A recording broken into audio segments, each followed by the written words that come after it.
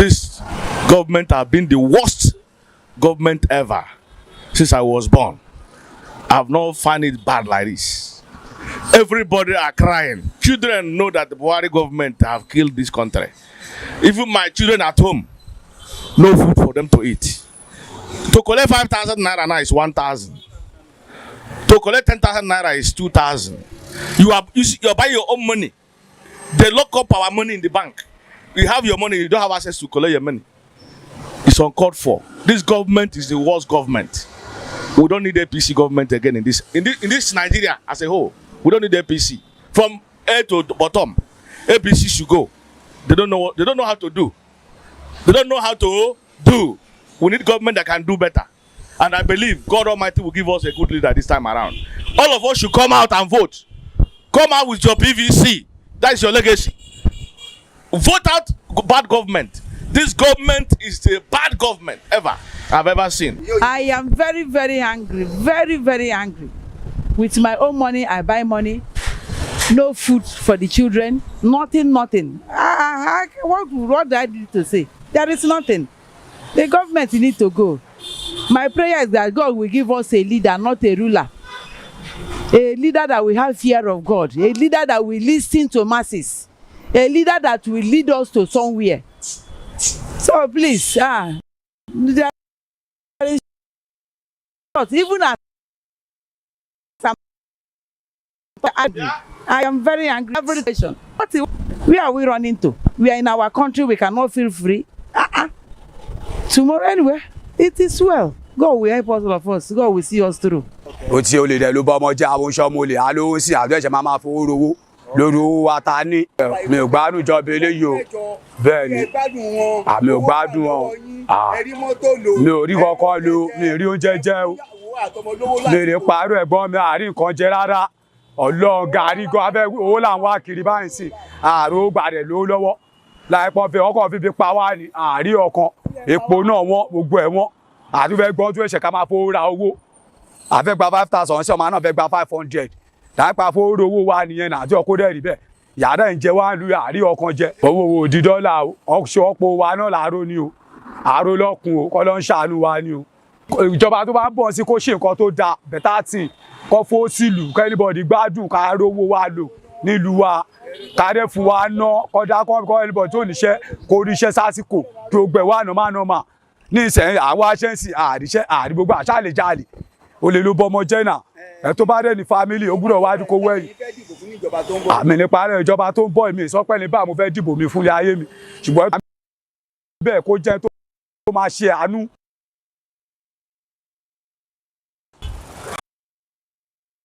The truth about this government is that, like, the leaders, but it's all about us. We have the power to change our land, but we are a type of people who always believe that the fault is always from our leaders. But the truth is that how the government is now is not enjoyable at all. But I think we have the power to change it. It can't continue because it's not working. It's a system that is not working. So I think we have to do something about it to make it a better place. The biggest problem is insecurity.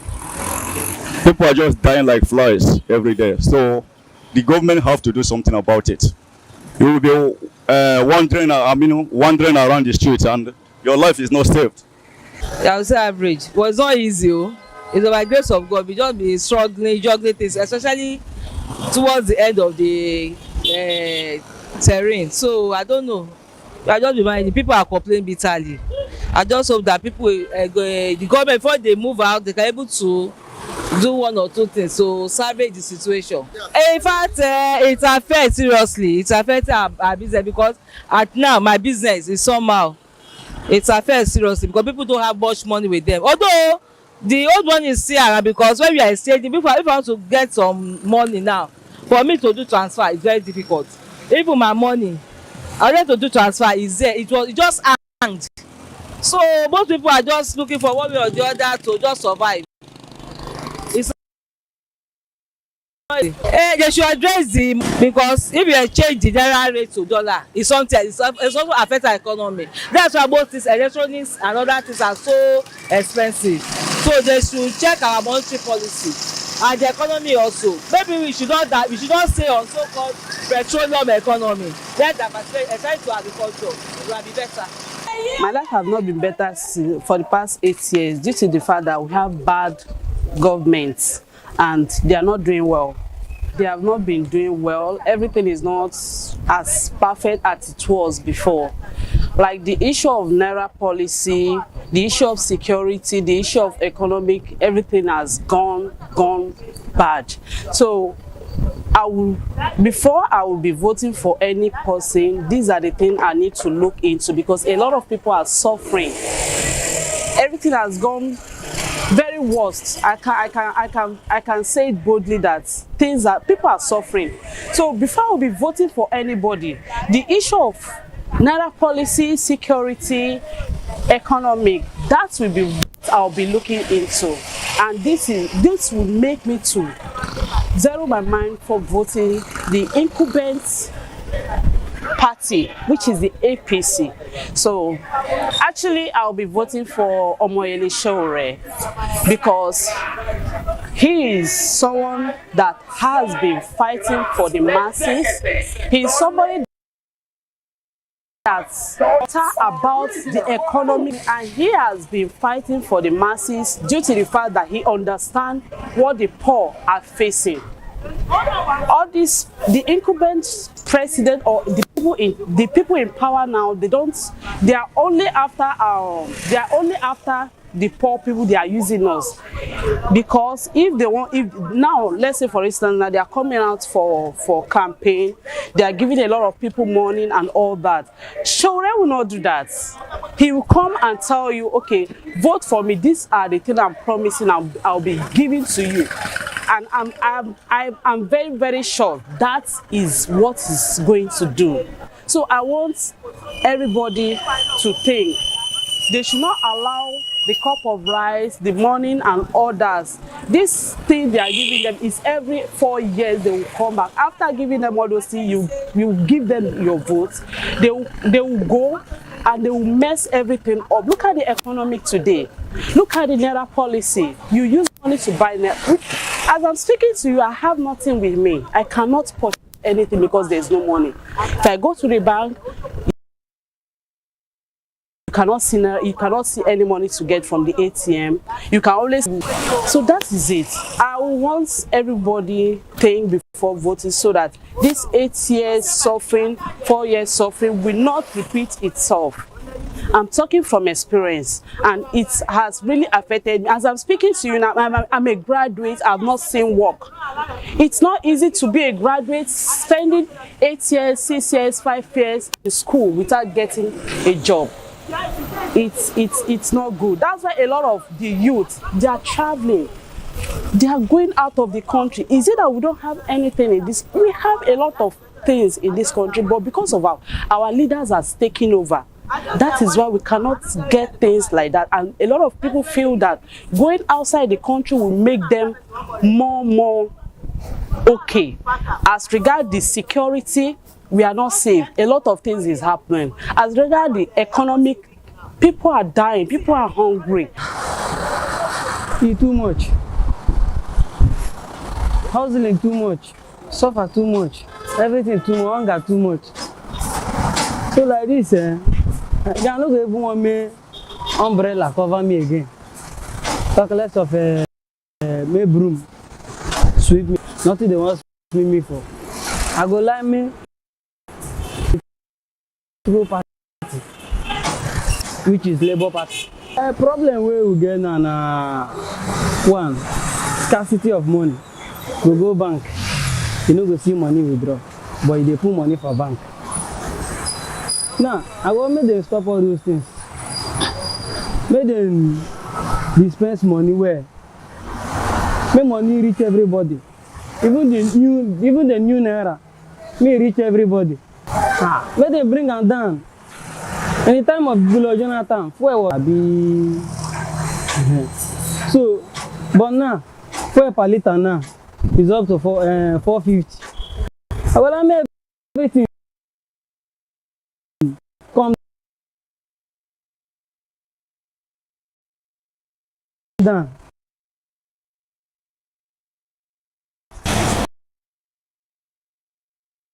My business is nothing to write. So since I change this, we don't need them to continue because almost every Nigerian is suffering. They collected our money, put it in the bank, but now you cannot see money to eat, and their money is there. You go there and a problem. So let God do something for this election. That is our prayer. No matter the level they have gone in the spiritual realm, God is going to fight the battle and give us victory because we are children of God. This is what happened to the Israelites when they were in Egypt suffering. When that 70 years is over, God had their prayer, bring out Moses to lead them out from slavery to become to the promised land that God promised for them. That is our prayer for this election. And I don't just know where to start from. And injustice in the democratic society is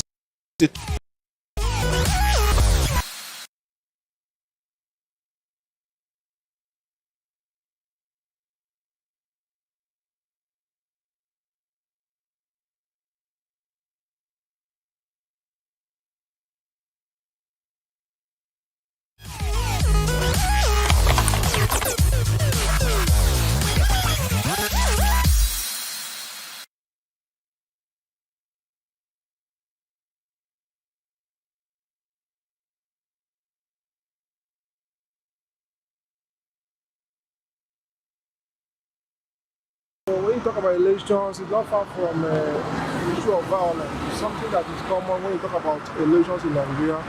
But with the kind of awareness that the youths are displaying now, I believe that there may not be violence, or if there may be anything like that, it might just be a pocket of it.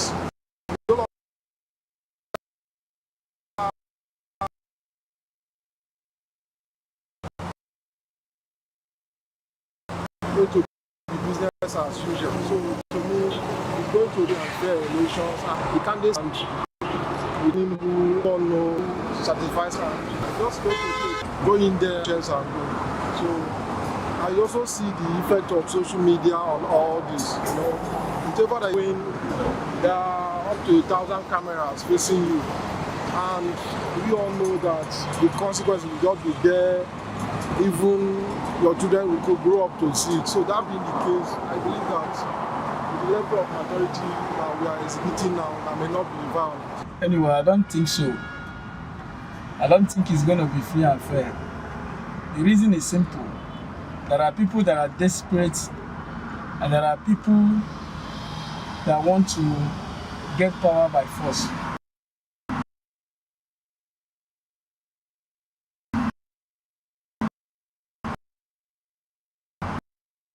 So the acts of the extension happen. I do not think that. I don't think so. The fact that individuals are trying to, touch. Okay, for example, foreigners having PVC, while some indigenes can't even access the PVC. I mean, it's enough to also know that the thing is not going to be free and fair. We are not there yet. I do not think it's going to be free and fair. Yeah, of course, the election is going to be free and fair election.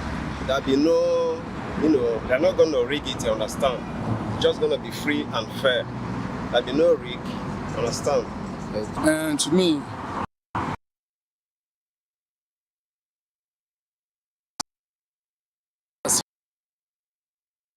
the election is going to be free, but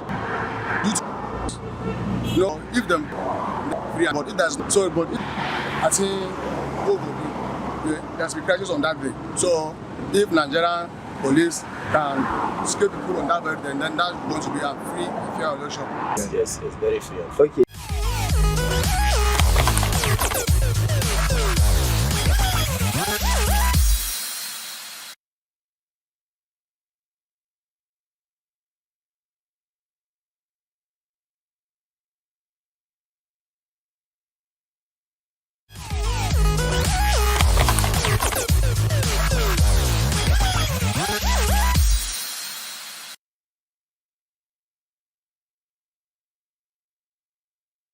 it's a good policy, but the execution is not timed. It's not timed properly because you can't give a short notice of period to return the old currencies, especially when the elections are around the period. And Nigeria is a cash economy. We're cash dependent, and all of this is creating unrest in the society. So I think it's a good idea. We do not need to hold cash at home, but the timing is not perfect, and at the same time, they're putting people in serious problems. So if there's something they can do about it to make sure that everyone is happy and good about it, then it's all fine.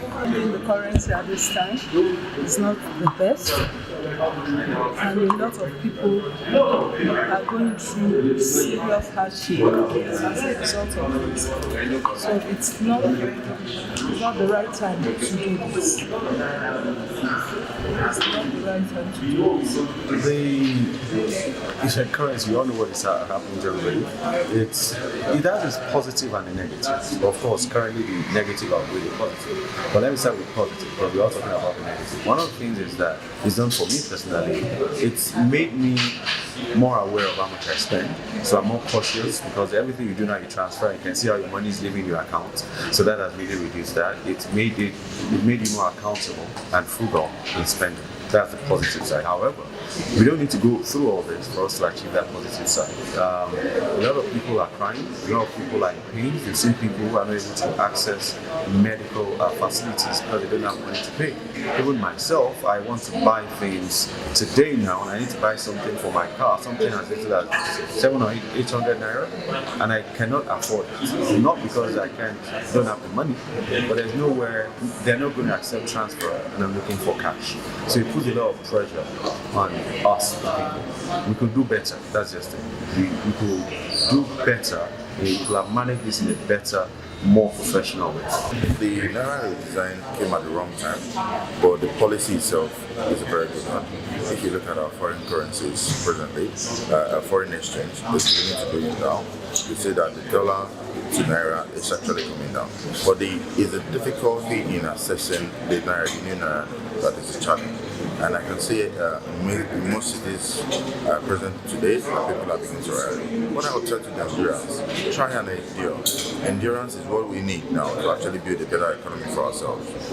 Inflation has been on the high side, so it was due to the excess unaudited notes that we had in circulation. So with this new Naira design, we will have a stable economy and our country will grow. Then in respect to the election, this was actually a wrong time because we know that with the unrest that is actually happening, those political leaders and politicians might take it as an advantage to brew riots, to brew unrest around the places, just to make it, to sway people not to have an election. But I'll tell them they should endure for a while and let the elections come and go, and let a new country that we are looking at betting be possible. I feel personally it's not realistic at this time. Although we understand we are trying to beat the aspect of corruption, but we know the Naira finance a lot of things. It facilitates the process of this election. And we all understand, and you agree with me that if we continue in this situation, the election might be pretty difficult holding at many centers, particularly the remote centers and hard to reach communities. Although it's a nice policy by the government, but I feel at this time, at this crucial moment where we are trying to have a transition in the government, it's not something palatable, it's not something suitable to the majority of the masses. I look forward to new developments as regards, pushing the effects the scarcity. It's been 3 weeks thereabouts. I feel the government will look into this and maybe try to see how to suspend, trying to, the deadline dates for the old currency to be submitted to the bank. Sincerely, it's showing a negative impact on the forthcoming election. I if we continue in this manner. Realistically, we just need to see into how to ensure there's, funds available in the economy is substantial enough for the forthcoming election. So that we have credible and majority of Nigerians will not be deterred in voting. The INEC is already convening another aspect of convening materials from one region to another. So, definitely now, it's going to be lesser money for food buying. As it has been, but as to what will actually happen in practicality, we don't know. But our hope as Nigerians will be well for the country is that hopefully it will come some little buying and let the actual will of the people take place. I think it came up at the wrong time. It came up at the wrong time because people are suffering. You understand? People are suffering. You can't say you are doing this for the masses. It's not for the masses. I just think it's for the selfish interest of those that rule in this country. And how can they take decision without even due consultation? How can you take decision without considering those that will suffer from it? People are suffering. I mean, people are suffering. I have to pay 1,000 to collect 5,000 naira. I mean, after you devalue the currency, I have to also buy naira. The suffering is just too much. It's just too much. People are crying. People are suffering. I think it's a good policy, but at the wrong time. At the wrong time. Why not allow the old currency and new currency to coexist concurrently so that the new currency will gradually fade out the old currency? But why forcing it? Why the rush? Why the rush? It's a good thing, but why the rush? I think there's an undertone, there's a political undertone to this, what is happening in Nigeria. And I just pray they really find a way to fix it because people are suffering. Yesterday I was in Songo, Jojo area. The youths were protesting, they were even planning to burn down the Access Bank in that area because everybody is angry. And if it continues like this today, I had a lot of tragedy in Delta State, we are burning banks and other things. And so it will continue if this thing continues. Please, they should find a way to solve this problem. Allow the two currencies to exist. The only one will fade out the old one by itself, and that will have peace and the election will hold successfully.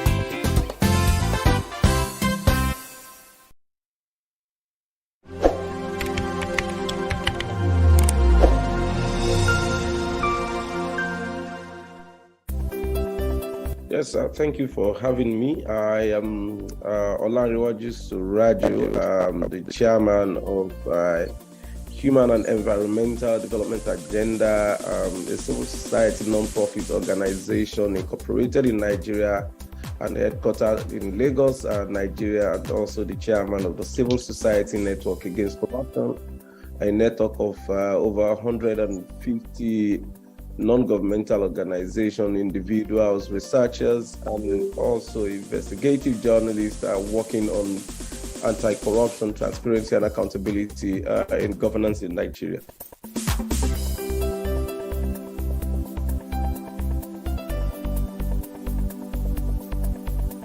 I think this 2023 election is really going to be interesting, and it's as usual that you will have an election where the incumbent is not a contestant on the ballot box. It's usually very highly contested, and it could be very heated, like you're seeing with the current situation. This is a situation now that we will need to not only be vigilant to ensure that we don't allow saboteurs to provoke such situation where we would not have the election, or there would be possibly doctrine of a necessity that would be different from the constitutional provision that would truncate the democratic consolidation of the civilian regime currently operational in Nigeria. So I can see the readiness of the people to actually go to the poll. We can see the usual campaign, sometimes the campaign of calumny, fake news, fake information, misinformation going around in the media. I mean, that you can expect in a toxic situation where the politicians are contesting under the available political parties. There are quite a number that are used just for the opportunity to get into power. Is pervaded with so much of these negative campaigns that are also devoid of concrete, proposal on how the candidates are transforming or likely going to transform the situation or change the paradigm of what is the current trend. What you just see many times are just promises without any clear-cut roadmap towards achieving those promises. The other point is the readiness of the INEC, and I think to a very large extent as an institution, we can say INEC is ready. But with some of the individuals in INEC, and the irony of it is the fact that people actually make the institution and the machines that we have in INEC are operated by individuals.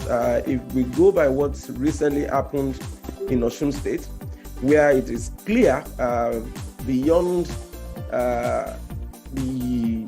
any form of suspicion to an average observer, and as also stated clearly by the tribunal, some elements in INEC are not yet in tandem with the prevailing situation of the electoral law and the aspiration of Nigerians to have free and fair election come 2023. So it means the INEC will not only just be relying on its deployment of machines, it would have to also monitor its officials. The anti-corruption agencies must also be part of that process to beam such light on all the electoral officers. We can't stress all of them to the extent of monitoring every polling unit and all the rest of that with the law enforcement and anti-corruption agencies, but it's possible to put some of the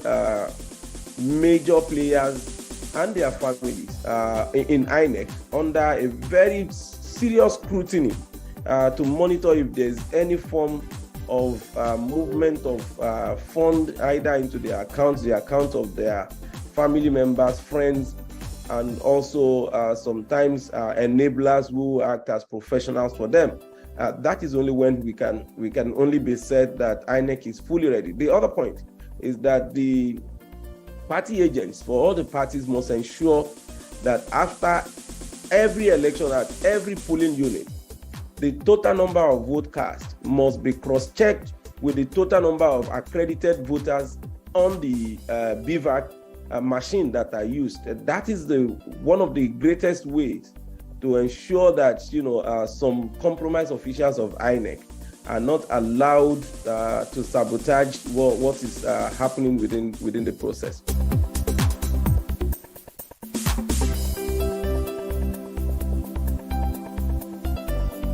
Yeah, I totally believe that we're lacking, grossly lacking in credible candidates, particularly when you look at the topmost leading political parties. Those are parties where you don't have, credibility as part of the process of selecting the presidential candidate. If credibility is going to be used, Peter Obi would not be the presidential candidate for Labour Party, because Peter Obi does not have any credible background that would align his antecedents with the philosophy of the Labour Party or even the manifesto of the Labour Party. So he lacks the integrity to fly the ticket of the Labour Party. And the same thing goes to the ones that you have both in APC, the one that you have in PDP, the one that you have also in NNPP. Those are the four political parties. If you look at what they've actually been involved with, in terms of the MPP person who has moved from APC to PDP and then now to MPP, I mean, where do you want to derive such credibility from other than the only personal aspiration of becoming the president, which had influenced the junketing from one political party to the other, and that is after being governor, being minister, and all the rest of that. I mean, with the antecedent of Atiku as the vice president and the economic sabotage that visited these activities in the mismanagement of our national heritage and properties, I think he should rather be grateful that he's not in jail, more or less to be talking about becoming the president of Nigeria. And when you look at the candidate of the APC, with also the allegation of the baggage of drug nationalities I think it should rather be funds drug dealings that were connect him as a cat allegations Lagos. I think it would have been challenging for any of serious political parties to have such characters, as candidates of their political parties. I mean, the ones where you would be talking about candidates with integrity are not given the opportunity and the chances to be in that leading position of potential emergence as the president of the country. And it takes people with this kind of characters to actually be in the candidacy of political parties that are with the chances of electoral victory. To be in that leading position as the president of the country. And it takes with this kind of to actually see the increased number that we should also not just celebrate, but take very serious advantage of by ensuring that the new registered voters on the INEC registration list should be encouraged to come out and vote, not just get registered and for the purpose of using the registration card for means of identification, but to be used for the purpose of casting votes on the election day. So there's a need, and I think some of the political parties, which is supposed to be the role of the political parties really, is to ensure that electorates are encouraged, motivated, mobilized to actually go and vote on election days. Gone are those days when people are intimidated at the polling unit or polling stations and prevented from, performing and discharging their civic responsibilities. So it would be good to see how people will really turn out and come out to vote on that day. I'm not really seeing both the fuel scarcity and the cash crunch as any form of serious deterrent for people to vote. It should actually be the motivation for people to go out and cast their vote, either to vote out people that they dislike or to vote in people that they like. So it is important, if this is happening to them, they should take the advantage of when the hunger is still very hot, to take a very serious decision that they have the power to change the trend and also to change vote out people that they dislike or to the voting people that they like. So it is important their situation without waiting for anybody. That inducement situation is really going to suffer a huge effective blow under this current situation with the level of mobilization that is going around in terms of the campaign against the vote buying stuff, with the amount of involvement of the anti-corruption agencies and law enforcement agencies, you are likely to also witness some significant reduction in that trend. And I also would want to believe now that also there's the cash crunch, I wish some of us was really a good indication for which it would be extremely difficult for the traditional vote buyers to have, the liquid cash to throw around. It is really going to reduce to a very large extent that propensity for financial inducement during the electoral period.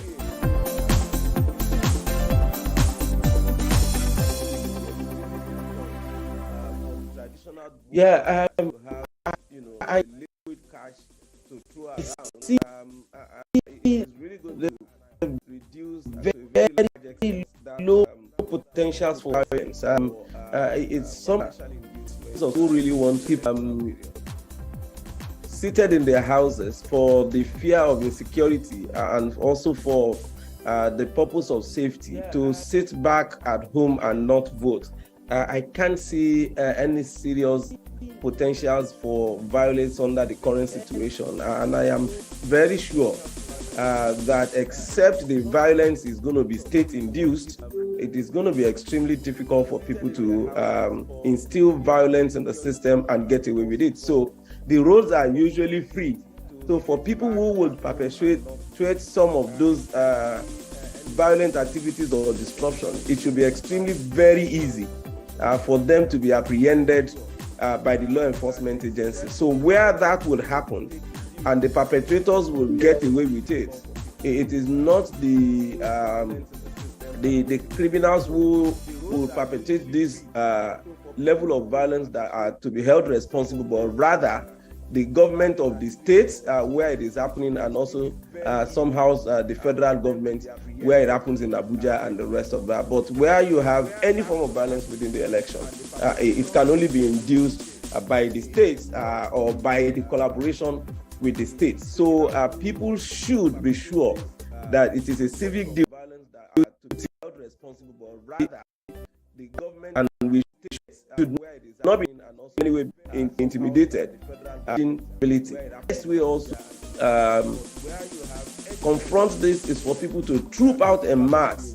The fewer the number of people at the polling units or out there to vote, the easier it is for people to disrupt the smooth running of the electoral process. But where you have the expected massive or the unexpected for them and the expected for some of us, turnout of these 93 million people coming out to vote. I mean, I can't imagine, disruptors being even up to 1 million. So that would mean that we have an overwhelming majority out there that can in any way easily subdue any attempt by some miscreants to disrupt the electoral process. So the massive turnout of people and also the consciousness of the people for those that could be spotted around them who doesn't belong to either their community or early enough for adequate mobilization of the citizens to repel any attempts to disrupt, and where they have the opportunity also call the security officials to assist. That would go a very long way in dealing with the threats of any form of disruption.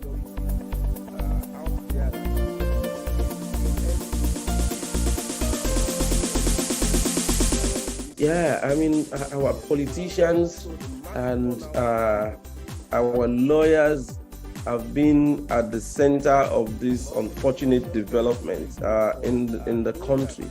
It is rather unfortunate that people who, for whatever it is, know it deep down in their hearts that they're not entitled to some of the developments or even political gains and the rest of that would want to rush to the court, and you would find lawyers also who would not only encourage them in this, but will go there to fabricate all manners of stories and look for every technicalities that can be used for the miscarriage of justice or get undeserved victory for people who are there, who are getting what. And that was what you saw, not just in Bayelsa and the rest of them, but what you've just seen in the case of the former minister of Niger Delta, Godswill Akpabio, and the current Senate President, Lawan, where the Supreme Court actually gave them the tickets for elections in which they never participated. I mean, there's nothing that can erode the people's mandate to elect their representative than what we're just experiencing. I mean, the ones that we've experienced in the governorship situation can be excused to some extent where you want to look at technicalities and you want to look at issues. But the one that is extremely, difficult for you to swallow is where, even though the law prohibits anybody from participating in the primaries to two separate different offices, you have seen these people who contested for the presidential convention and never participated in the senatorial convention and primaries for their party. But the Supreme Court, in what we can't call their wisdom, because there's no really wisdom in this, has allocated, that ticket to them without any form of justification in the minds of the ordinary man on the street. And that is why it is said that justice must not only be done, but must be seen to have been done. I can't see how anybody will see justice being done in these cases. So it is extremely difficult, and there's really nothing the ordinary people can do about this, because people will have voted for candidates that they think that they are supporting. And on the emergence of such candidates, some disgruntled contestants will get to the courts, because our courts have been considered to be the cash and carry, where the highest bidder gets judgments and nobody really gets justice. So that these other guys are going there to just get judgments that will go in their favor. And the courts are not in now situation. Majority of our courts are not dispensing justice, but rather judgments. So I think it will be the duty of the civil society to beam the searchlight on many of these cases, isolate them for proper analysis, and continue to document them for our courts and our judges, such that we can have some days of reckoning where we would also call them out for some of the injustices they would have done to our system. Yeah, I mean, my final word for the voters simply that we should be encouraged, we should be resolute, we should not be distracted. We have a day with history on the 25th of January, and also on the 11th when we have the gubernatorial election and the other ones, to ensure that we vote for those that we believe in, and we should not allow any form of inducement to dictate our choice of candidates to be voted into office. We have a duty to that, and then we also have the duty to monitor what happens during the voting process. It is not just enough to cast your vote and then go home to sleep. We have a duty to see what is done with the process of the voting, then the outcome of the voting, and also the counting of the votes. To our law enforcement agencies, I think it is important at this critical period that the effort should not be on the politicians alone. It should also be on INEC officials like I said, and we should be graduating to where we might, at this stage, also have some of our law enforcement and the financial intelligence also monitoring situation activities around our judicial officers and also family members to be sure that even when they make mistakes in their judgment and rulings, it is honest mistake and not that is born out of any form of financial inducement. And for us as civil society and the media, this is another responsibility for us to ensure that we have our contribution towards guiding the fragile civilian rule that we have in the country and ensuring that elements who are not comfortable with the electoral or with the peaceful electoral transition process are not allowed to derail the process.